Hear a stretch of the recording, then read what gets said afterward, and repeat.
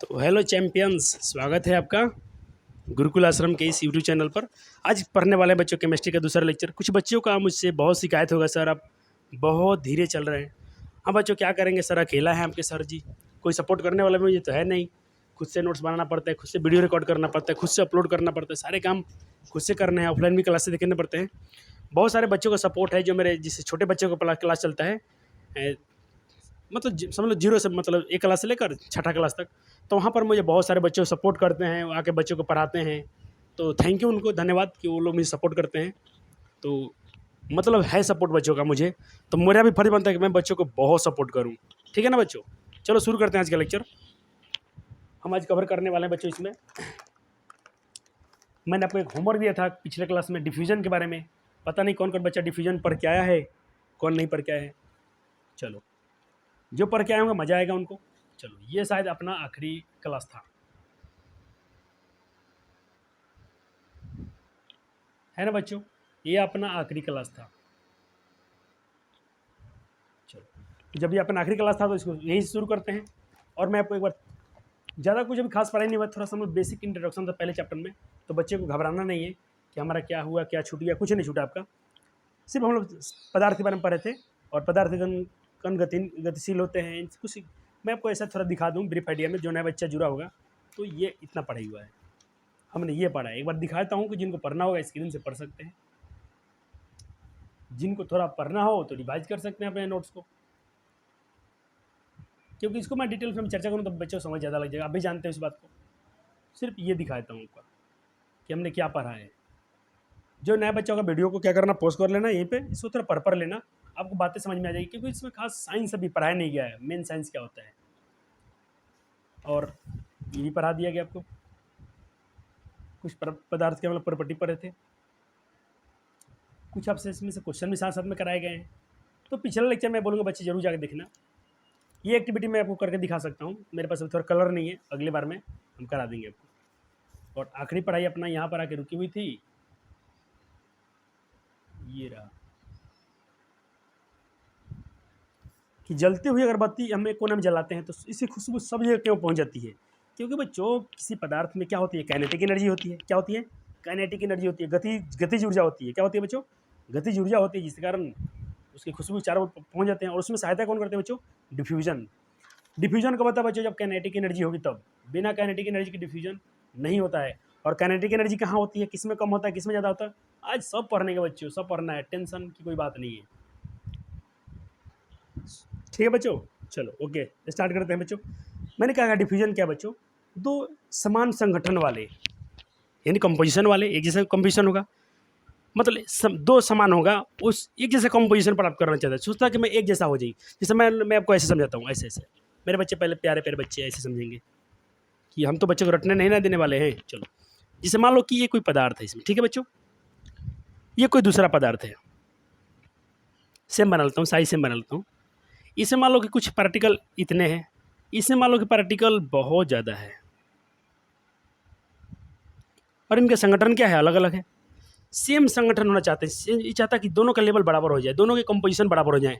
तो ये इसमें जाएगा, इसमें से कुछ इसमें आएंगे बच्चों, तो क्या हो जाएंगे, इक्वल हो जाएंगे। तो एक दूसरे में क्या होंगे, समा जाएंगे। और उसके समाने के लिए एक एनर्जी चाहिए, जिस एनर्जी को हम क्या बोलते हैं बच्चों? Kinetic energy. एक एनर्जी अच्छी यहाँ से आना है, मूवमेंट करना है, गति करनी है, तो कोई कार्य करने के लिए क्या चाहिए, ऊर्जा चाहिए। तो इसमें कौन सी एनर्जी लगती है बच्चों? तो इसमें लगती है काइनेटिक एनर्जी। कौन सा एनर्जी? Kinetic energy. ये सर इसका हिंदी क्या होता है बच्चों? तो काइनेटिक एनर्जी का हिंदी होता है बच्चों गतिज ऊर्जा। क्या होती है बच्चों? गतिज ऊर्जा। तो गतिज ऊर्जा चाहिए, तो बिना गतिज ऊर्जा के तो होता नहीं संभव। आप समझ गए जो आपको लाइन में समझाना चाह रहा था? एक लाइन, एक एक लाइन को तोड़ के पढ़ाया जाएगा, टेंशन की कोई ज़रूरत नहीं है। नोट्स बनाना है, साथ साथ में मज़े लेते रहना है, देखना तुम्हारा साइंस कैसे दौड़ेगा दिमाग में। खाली तुम एसएसटी संभाल लो, एसएसटी खुद से पढ़ो, साइंस मैथ हम पे छोड़ दो। कहते दो या दो से अधिक पदार्थों का उनके कणों की गतिज के कारण, कणों की गतिज ऊर्जा के कारण परस्पर मिल जाना डिफ्यूजन है, विसरण है बच्चों। डिफ्यूजन है, विसरण है, समझ गए आप? इससे देखो, ऐसे इसको सिंपल याद, कुछ किताब से कोई रटेगा तो ऐसे रट लेगा। एक पदार्थों, एक गैसों का पदार्थ एक गैसों को दूसरे गैसों के में मिल जाना विसरण कहलाता है। या एक पदार्थ के कण दूसरे के पदार्थ के कणों में स्वतः मिल जाना विसरण है। लिखवाने के लिए बहुत सारे लोग लिखवाएंगे, लेकिन क्यों मिलते हैं, क्या कारण है, कौन सी एनर्जी है, इसका डिस्कस कोई नहीं करेगा। सिर्फ आपको करेंगे पीडब्ल्यू फिजिक्स वाला और करेंगे आपके गुरुकुल आश्रम, जो पीडब्ल्यू के नोट्स को यहाँ पर फॉलो किया जाता है, तो बस और कोई नहीं। अब बच्चे एक बात होती है यहाँ पर, आप लोहे की कील तथा चौक में किसे आसानी से तोड़ पाएंगे, किसे? तो बच्चों आपको सारा चीज़ दिखाने के लिए मैं खुद से जाके लाया हूँ। अभी देखो मैं लाया था, हाथ से गिर गया, टूट गया। ये चौक ला दिया हूँ, चलो इसी चौक से काम चल जाएगा। ये चौक रहा बच्चे, मेरे पास जल्दी जल्दी में कील नहीं मिल रहा है, तो मैं कील के लिए मैं कोई लोहा का ही सामान ले लिया हूँ। चलो इसको ले लिया हूँ, मानते हैं। सवाल पूछ रहा है, आप लोहे की कील में, ये मान ली लोहा की कील है, ये चौक है, आप किसको आसानी से तोड़ पाएंगे, किसको, इसको, किसको? बच्चा बोलेगा ये टूट गया फट से। देखो अभी तो खाली गिर गया ना, टूट गया। अभी खाली नीचे गिरा, टूट गया था। ये यहाँ से ऐसा था, ये इसकी संरचना ऐसे थी, इसका स्ट्रक्चर था ऐसे, ऐसा था, ये गिरा और टूट गया। एक और था, 3 टुकड़ा हुआ है, ये 3 टुकड़ा हो गया बच्चों, गिरा, ये 3 टुकड़े में बदला।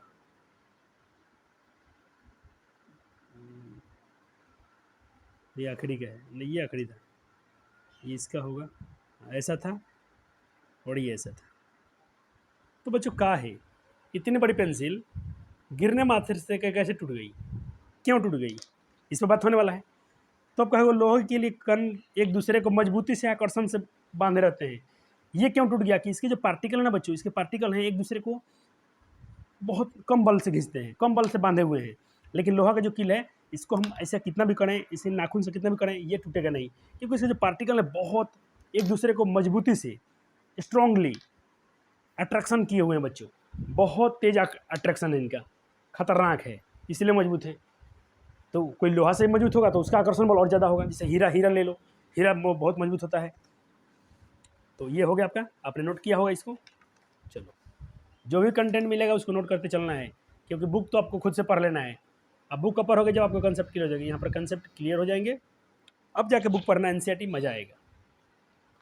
फिर कहते हैं भाई पदार्थ कण एक दूसरे को आकर्षित करते हैं, लेकिन कणों के बीच आकर्षण बल भिन्न भिन्न होता है, क्या है?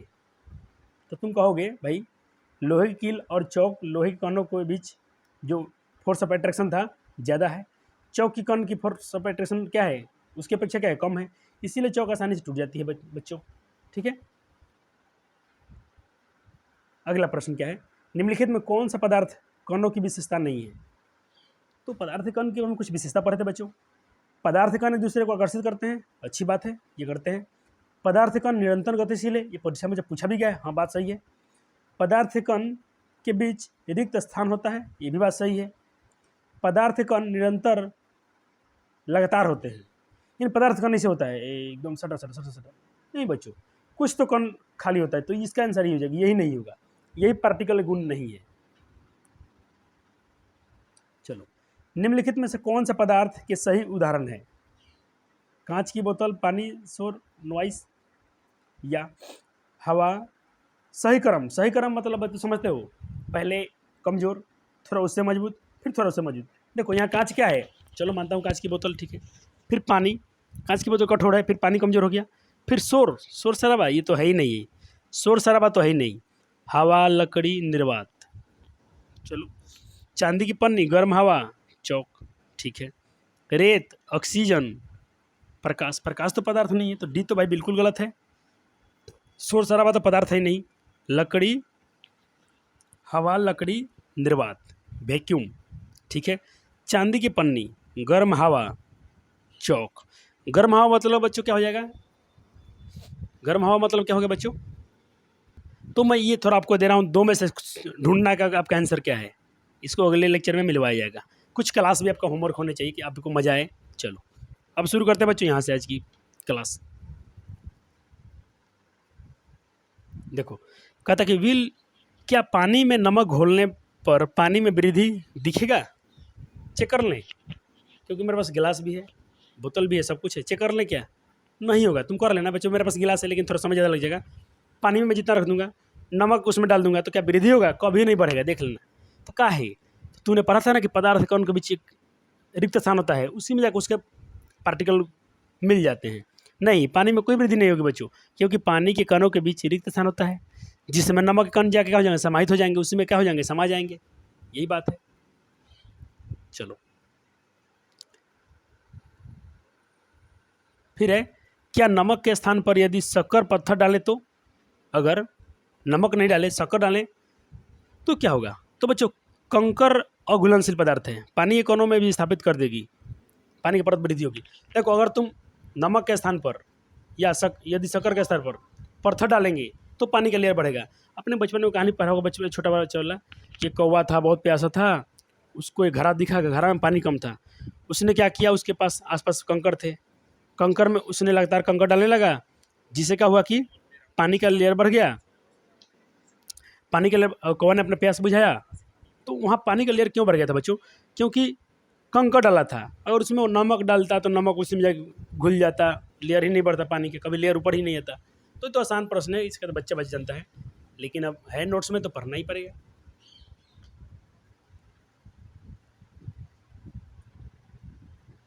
चलो अब यहाँ देखो बच्चों, पदार्थ कण एक दूसरे को आकर्षित करते हैं, यही बात सही है।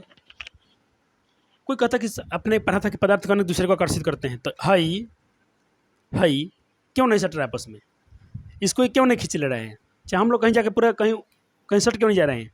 तो भाई इसका आंसर होगा कि पदार्थ कण एक दूसरे को आकर्षित तो करते हैं, लेकिन फिर भी पूरा परमाणु एक होना चाहिए, ऐसा नहीं। क्यों बच्चों? क्योंकि सारी वस्तुओं का अलग अलग अट्रैक्शन फोर्स होता है। ये आंसर हुआ जवाब, दबा के आंसर देखो। और सब वस्तु एक दूसरे को आकर्षित करती है, तो सब लोग पूरा ब्रह्मांड एक एक गोला बन जाना चाहिए, एक एक पिंड बन जाना चाहिए, लेकिन हम अलग हैं, पृथ्वी अलग है, सब लोग अलग है। क्यों? तो भाई तुम कहना कि सारे वस्तुओं में अलग अलग अट्रैक्शन फोर्स होता है, देखो यही तो मैं बोल रहा हूँ, इसका इसका अट्रैक्शन फोर्स, इसका अट्रैक्शन फोर्स अलग है, तभी तो ये कमजोर है, मजबूत है कि नहीं बच्चों? तो ये हुआ साइंस का जवाब। लिखोगे ना मजा आ जाएगा, किसी को पावर नहीं है तुम्हारा कंसेप्ट गलत काट दे, जैसे मैं दिखा रहा हूँ बच्चों। अब हम बात करेंगे आज फिजिकल क्लासिफिकेशन ऑफ मैटर्स, यानी पदार्थों के भौतिक वर्गीकरण। हम लोग भौतिक आधार पर पदार्थों कैसे बांटेंगे? तो याद रखना बच्चों, पदार्थ 3 प्रकार के होते हैं भौतिक अवस्था के आधार पर: ठोस, द्रव, गैस। ठोस देखना बच्चों, इसके पार्टिकल घने घने में दिखाया हूँ आपको कि आपको समझ में आ जाए। लिक्विड में थोड़ा पार्टिकल दूर दूर है बच्चों। गैस में तो भाई अत्ता पता नहीं कहाँ है, इसीलिए इसका कोई कुछ भी फिक्स नहीं होता है, हम पढ़ेंगे।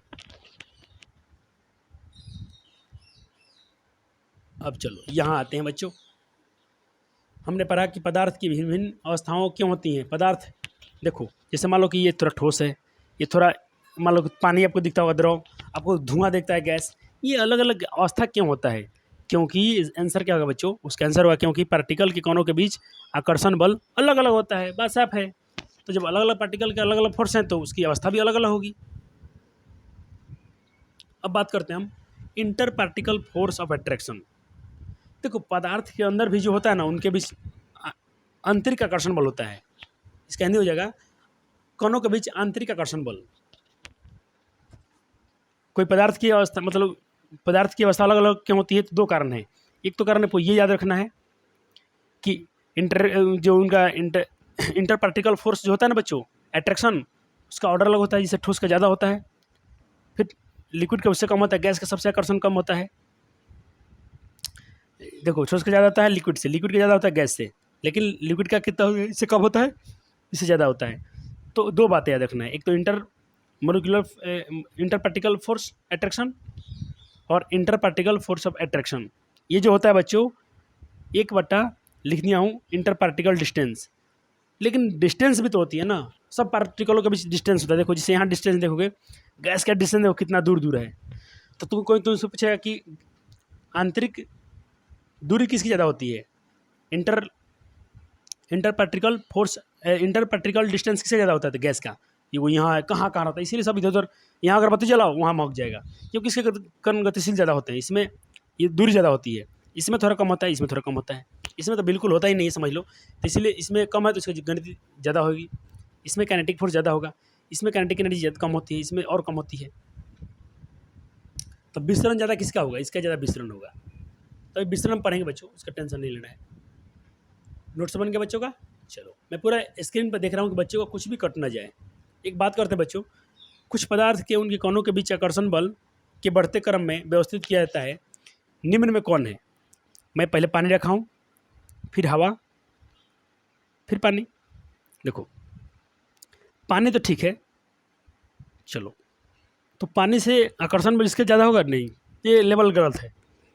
चीनी, चीनी मान लो कठोर होता है, ठीक है। फिर तेल हो गया कमज़ोर हो गया, फिर ऑक्सीजन कमज़ोर हो गया।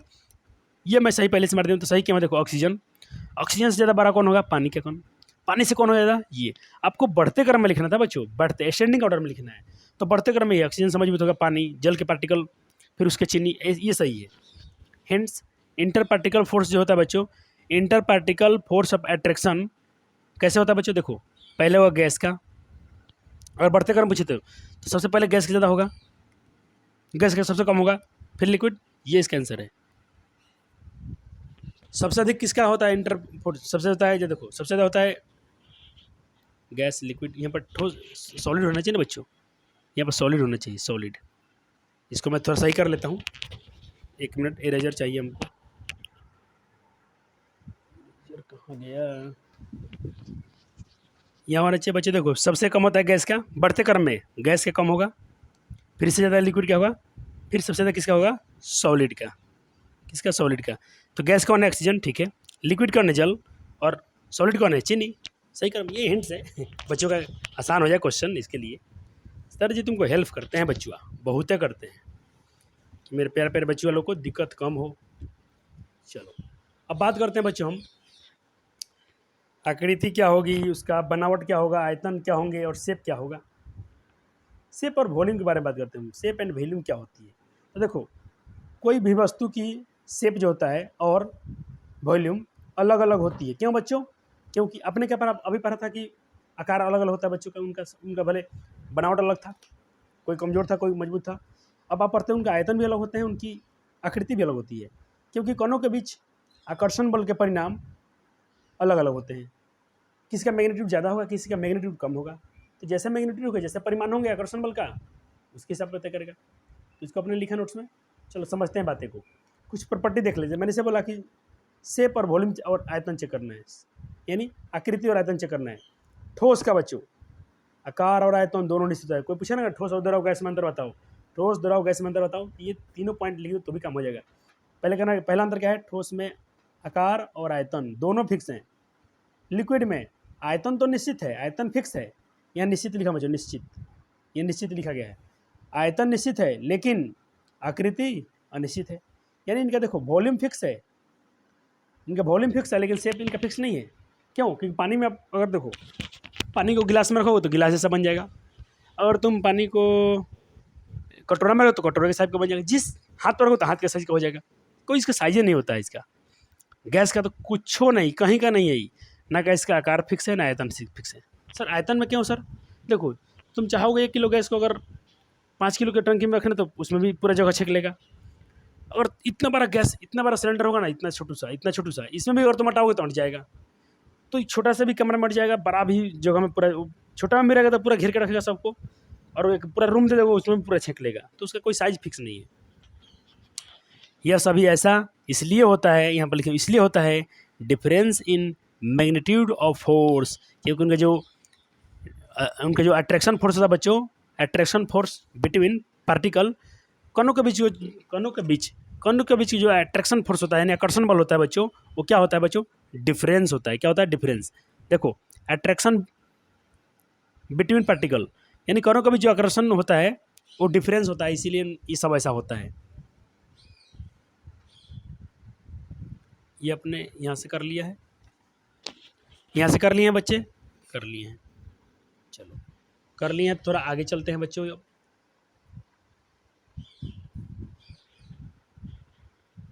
चलो मैं थोड़ा यहाँ पर ये रख देता हूँ मोबाइल की, ये कम रहे। अब आपसे बात कर रहे हैं, चीनी या नमक को जिस बर्तन में रखते हैं उसी का आकार ले लेता है, क्या है, क्यों भाई। देखो चीनी का लोग कहता है कि भाई ठोस का आकार तो फिक्स होता है, तो फिर चीनी तो ठोस है, नमक भी ठोस है, तो क्या है, उसको गिलास में तो गिलास का आकार हो जाता है, उसका तो आकार नहीं बदलना चाहिए। अरे भाई तो उसका आकार थोड़ी बदलता है, तुम गिलास में झाँक कर देखना तो चिनिया का जो क्रिस्टल था उसका क्रिस्टल का आकार बदला है, क्रिस्टल का आकार नहीं बदलता है, क्या है बहुत छोटा छोटा है, इसीलिए से मालूम चलता है। लेकिन तुम थोड़ा जूम करके देखना, जो चीनी का साइज़ पहले था वैसा ही अंदर भी रहता है, ऐसा नहीं कि तुम उसको गिलास में रखा तो उसका साइज़ बदल गया, नहीं बदला है बच्चों, नहीं, ये ठोस नहीं है, क्योंकि क्रिस्टल का नमक की चीनी की जो को अपने हाथ पर रखा था बच्चों, उसका आकार और आयतन नहीं बदला है, क्योंकि किसी बर्तन में था तो क्रिस्टल का आकार उसका आयतन नहीं बदलता है, सिर्फ बर्तन का आकार इसलिए आता है कि बच्चों उसके जो कण थे ना बच्चों बहुत छोटे छोटे हैं। अगर तुम माइक्रोस्कोप से इसका ऑब्जर्वेशन करोगे तो काम हो जाएगा। तो ये थोड़ा लिख देना है, कुछ सवाल में खास नहीं है, बिल्कुल आसान प्रश्न है, इसको तुम घर पर भी एक्टिविटी भी कर सकते हो। अब देखो, चीनी के 12 क्रिस्टल लेकर बर्तन में रखना, देखना तो उसका आकार बदल रहा नहीं। एक मिश्री का ढेला लाना, मिश्री वाला, और उसको गिलास में रखना, देखना गिलास का आकार ले लेगा, कहीं नहीं लेगा। हाँ, छोटे छोटे डालते हो इसीलिए उसका गिलास जैसा बन जाता है, अलग बात है। चलो अब बात करते हैं बच्चों संपीड़ितता। संपीड़ितता क्या है बच्चों, यानी कंप्रेसिबिलिटी क्या है, कंप्रेसिबिलिटी क्या है, दबाव क्या है, दबाव यानी संपीड़ितता, किसी को हम कितना संघनन, किसी को हम कितना दबा सकते हैं। तो संपीड़ितता इस बात का माप है कि किसी पदार्थ विशेष गैसों का आयतन कंप्रेस यानी कंप्रेसिव फोर्स के द्वारा कितना कम किया सकता है। तो कुछ को मैं आपको थोड़ा चित्र दिखाऊँ किताब में, तो अब इसका क्या चित्र बनाना है, तो आपको चित्र बनाओगे ना पूरा बात तो याद हो जाएगा, बस पूरा कंसेप्ट समझ में आ जाएगा। याद नहीं होना है, हमको कंसेप्ट चमक जाना है बस। हम लोग याद नहीं करने आए हैं, हम लोग को याद करना भी नहीं है बच्चों। याद कौन करे, भूलने के लिए नहीं, ना हमको भूलना है ना हमको याद करना है। चित्र 1.1 एक क्रियाकलाप है, उसको करना है। तो आपके एनसीईआरटी की एक्टिविटी भी हम करा रहे हैं साथ में बच्चों। देखो ऐसा है ये वाला, देखो तुम क्या करना कि एक सुई नहीं देता, सुई बच्चों को, हम लोग सुई नहीं पड़ता, इंजेक्शन जिसको हम लोग क्या बोलते हैं इसका, जिससे मैं यहाँ पर सुई लगाना पड़ता है। तो क्या करना है बच्चों, पहले इसमें आपको मान लो, पहले इसका मान लो यहाँ पर था ये सिरिंज, यहाँ से आपने ढक दिया, कुछ रबड़ से बंद कर दिया, फिर भी दाबोगे ना तो तुम देखो यहाँ तक गैस था, तुम यहाँ तक दबा दिए हो, इतना कम कर दिए हो, तो इतना तुम कम कर दिया ना, दबा दिया, यही क्या है, संपीड़न है। ये क्या है बच्चों, यही क्या है, संपीड़न है। यही क्या है बच्चों, संपीड़ितता है। इसी को हम लोग बोलते हैं कंप्रेशन। क्या है बच्चों, कंप्रेशन, कितना अधिक दबा सकते हो बच्चों। तो आपको ये सब एक्टिविटी पढ़ना चाहिए बच्चों, और इसको कर सकते हो, ये तो आसान है। एक सिरिंज चलाना है मार्केट से खरीद कर, ये कर लेना बच्चों, खरीद के लाना, और जैसे जैसे इसमें स्टेप लिखा है करके देखना, तुम कर पाओगे, और कंप्रेशन आपको बिल्कुल समझ में आ जाएगा, जिंदगी में नहीं भूलोगे। तो छोटा मोटा जो कम खर्चा वाला एक्टिविटी है करो, सिरिंज मिल जाएगा, चाहे घर पे देखें ना बहुत सारा फेंका होता है, जो हम लोग घर में कभी बीमार के डॉक्टर लाते हैं तो कहीं ना कहीं मिल जाएगा आपको, नहीं तो मार्केट से भी खरीद लेना, कोई भारी चीज़ नहीं है। चलो अब पढ़ो बच्चों, देखो अब क्रियाकलाप में क्या है, क्रियाकलाप से यह अवलोकन कर पा रहे हैं बच्चों हम कि ठोस का आयतन कम नहीं हुआ। एक में ठोस में देखो 3 बार करना है, 3 सिरिंज लेना है, एक में ठोस उसको लेकर दबाना है बच्चों, एक में गैस होगा, एक में लिक्विड होगा। तो लिक्विड में आप थोड़ा दबा पाए होगे, गैस में आप बहुत दबा पाए थे, ठोस में आप थोड़ा सा भी नहीं दबा सकते हो। यही बात उसमें आपको निष्कर्ष मिलेगा।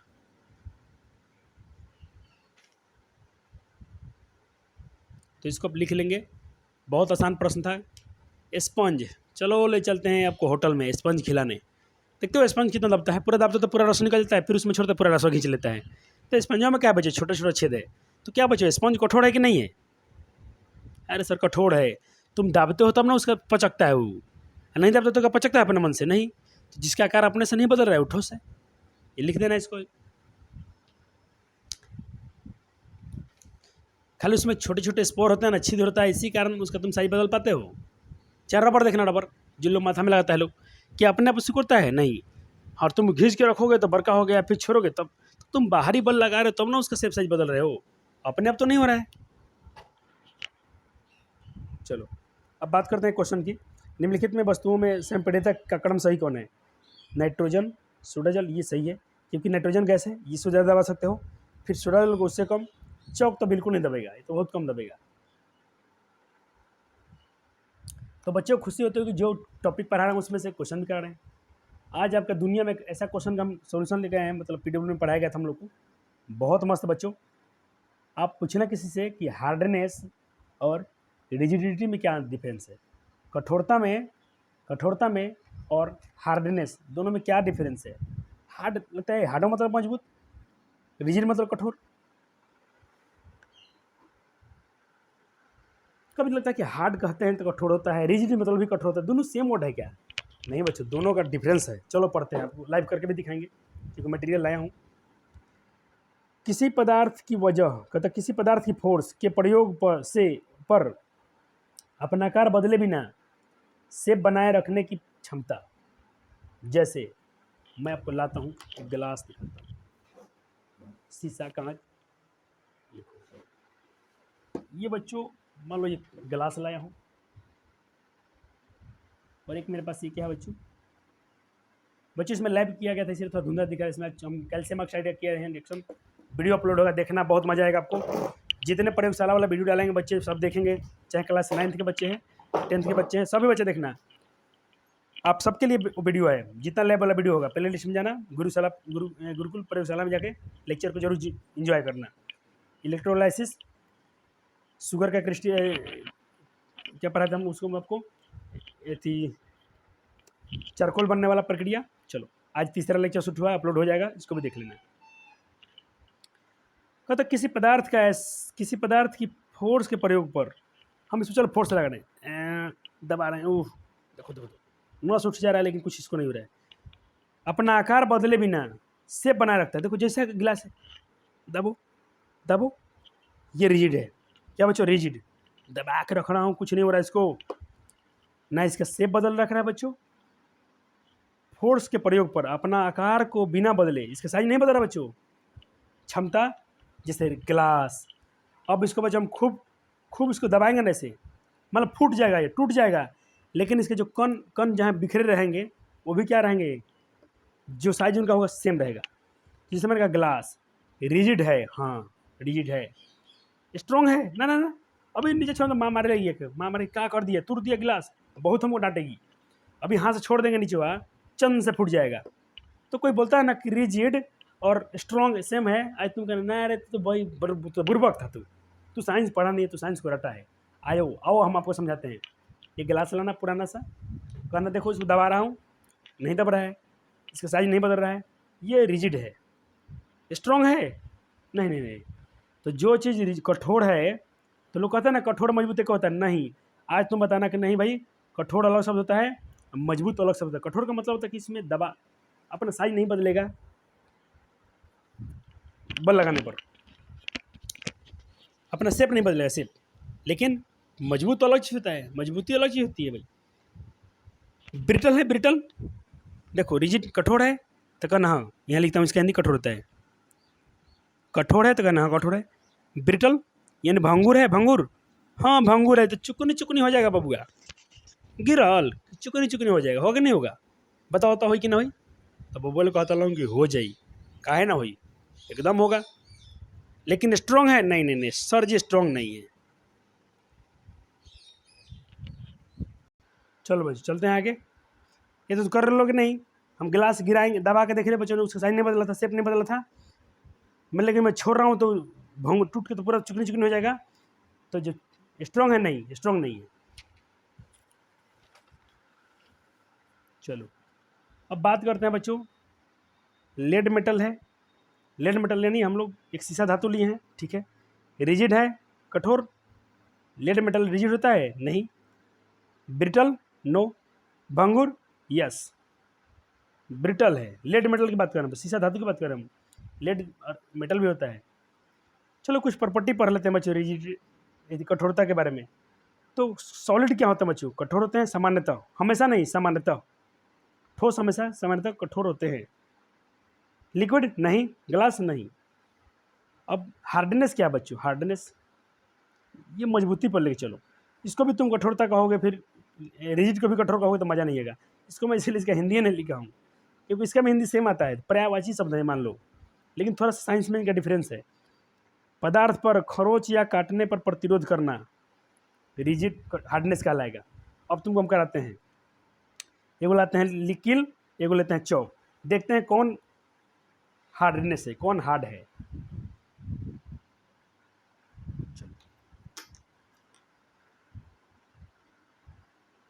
खरोच रहा हूँ, जा तो गहरा हो गया रे भैया, ये तो गहरा हो गया रे। तो ये क्या है, स्ट्रॉन्ग, ये क्या है बच्चों, ये हार्ड नहीं है, ये हार्डनेस नहीं है। जा इतना गड्ढा हो गया बच्चों, दिख रहा है बच्चों का, ये गड्ढा हो रहा है, तो ये हार्डनेस नहीं है, क्या ये रिजिड है? क्या ये रिजिड है? हाँ रिजिड है, दबा के रखना होगी अपना, सही थोड़ी बता रहा है, से बता रहा है। आज तुमको बुझाया कि रिजिड में और हार्डनेस में क्या डिफरेंस है। अभी और कराएंगे, अभी और बाकी है। अब किल लेता हूँ। अरे बाप, नाखून गर्म हो गया, कुछ हो नहीं हो रहा इसको। ये हार्ड है, ये रिजिड है। चलो चलो चलो चलो मितवा, दोस्तवा लोग, चलो मैं करके दिखा दिया बच्चों को। बच्चे बहुत मजा ले रहे हैं, सर जी आपको सब करके दिखा रहे हैं तो, क्योंकि बच्चों को याद ना करना पड़े, रटना ना पड़े। मैंने चौक कर रगड़ा तो ये भाई क्या रिजिड था, तो कहना कि यस रिजिड है, क्योंकि दबा रहा हूँ। देखो फिर से देखो, दबा रहा हूँ, दबा रहा हूँ, थोड़ा दबा रहा हूँ, इसका शेप नहीं बदल रहा है, इसका शेप नहीं बदल रहा है, लेकिन रगड़ने पर नाखून से रगड़ा तो इसका शेप ये कम हो गया। तो कठोर था ये, हार्डनेस है, तो कहना हार्डनेस नहीं है, हार्डनेस नहीं था ये पेंसिल है, चौक है, और ये रिजिड था, तो कहना यस, क्योंकि भंगुर हो गया, टूटना पसंद करेगा। कांटी, ये उसका, ये यहाँ पर ठोकते हैं। बाप रे बाप, नाखून तो खरोचने पर देख, लिख दिया नाखून से खरोच के देख, देख तोरा बुझा जाई कि हार्ड है कि नहीं है। नाखून तुम्हारा खिया जाएगा, उसके खरोच तक नहीं आएगा, खरोच तक नहीं आएगा, इसका मतलब हार्डनेस है। आपको दुनिया में कौन कौन से ज़्यादा हार्डनेस है, इसका मैं एक आपको लिस्ट दिखाता हूँ, आप वहाँ से नोट कर लेना। ये बच्चों आप लिख लो, थोड़ा हमको समझा देते हैं हम इसके बारे में, इसके बारे में समझाते हैं। देखो जैसे इंक्रीजिंग हार्डनेस, बढ़ती हुई हार्डनेस। देखो जैसे क्या है, मान लो एक मैंने एक दिया टॉक, इसको थोड़ा लिख लेना। देखो इसमें से कौन में ज़्यादा है, इसमें सबसे डायमंड, ये वाला ना, ये पूछता परीक्षा में कि प्रकृति में सबसे ज़्यादा कठोर कौन है, कठोर कौन है, सबसे ज़्यादा अधिकतम मतलब मजबूत कौन है, कठोर। तो डायमंड कौन है बच्चों, डायमंड। कितना उसका स्केल पर 10 दिखाया गया था, 9। देखो तुलना किया गया एक बार, इनको इनको इनको नाखून से रगड़ कर देखा गया था, दोनों को। किसको, इसको, एक है अपना गैप्सम, क्या बच्चों, गैप्सम, और एक है TAL, टाल्क। ये दोनों को नाखून से रगड़ कर देखा गया था, दोनों में मजबूत कौन आया था बच्चों, ये वाला आया था गाइलम। फिर इन दोनों में, इन दोनों को क्या किया गया, कॉपर पेंसी, इससे नाप करके देखा गया इस तुलना पर, तो इसकी ज़्यादा निकला। इन दोनों को करके देखा गया नाइफ ग्लास टेबल। ये थोड़ा लिख लो जो भी टेबल है, आपको इसमें याद रखना है सबसे कठोर क्या होता है, डायमंड होता है, ये उससे कम है, ये उससे कम है, बस। और ज़्यादा कभी कभी पूछ लेता है, 10वीं क्लास में कभी क्वेश्चन पूछा जाता है, ऐसे सब आपको याद ना रहे। क्वार्ट्ज मतलब ग्लास, ग्लास होता है, सबको देखा गया, सबका पैमाना है। एक इसको वैज्ञानिक ने किया था जिनका नाम है मोस, उन्होंने किया था, तो इसके लिए इसको नोट कर लेना, कर लिया होगा आपने। तो मैंने आपको दिखा था, PDF से करके दिखाऊंगा, तो बच्चों को PDF से दिखा दिया, बच्चे ने उसको नोट कर लिया। देखो हार्डनेस किसी वस्तु की तुलना में होती है, जैसे मैं कहूँगा ये कठोर है, अरे क्या कठोर है, किसके तुलना में कठोर है, 2 आदमी दिखाना पड़ेगा। हाँ अब कहूँगा कि ये और ये, बताओ कौन कठोर है, तो चलो देखते हैं ये कौन हार्ड है। तो ये दब रहा है, इसको मैं दब रहा हूँ तो ये दब रहा है, देखो लप गया ये, आई ना ना ना, ये नहीं दब रहा है, तो ये ज़्यादा हार्डनेस है इसकी तुलना में। तो कंपेयर किया, 2 में तो होता है। जैसे आयरन नेल, आयरन नेल यानी आयरन नेल का मतलब क्या होता है, कांटी, नेल मतलब कांटी होता है, ज़्यादा हार्ड था किससे, चौक से। तो 2 तुलना दिखाना पड़ेगा। और यहाँ चौक क्या था बच्चों, रिजिड है, यानी कठोर तो है लेकिन हार्ड नहीं है, हार्ड नहीं है, मुलायम है। क्या है बच्चों, मुलायम है। इसीलिए तो आसानी से मैं नाखून से उसको रगड़ के कम कर दिया था। नोट, जरूरी नहीं है कि जो वस्तु रिजिड कठोर हो, जो वस्तु कठोर हो वो हार्ड भी हो, ना ना नहीं, जरूरी नहीं है, मैंने आपको लाइव दिखाया भी है। चलो अब क्या है बच्चों के लिए, बच्चों के लिए है ये,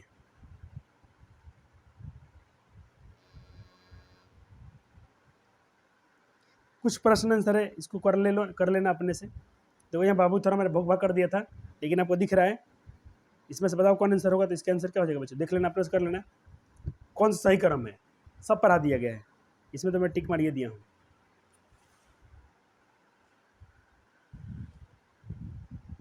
सब तुम्हारा प्रैक्टिस का है, प्रैक्टिस, मैं लिखता हूँ प्रैक्टिस, तुम लोग टिक लगा के रखना। अगले वीडियो में हम चेक करेंगे कौन बच्चा कितना सुपरमैन निकला। जितने क्वेश्चन हैं सबके आंसर आपको करके रखने हैं, कर पाते हो तो तुम एक अच्छा व्यक्ति हो।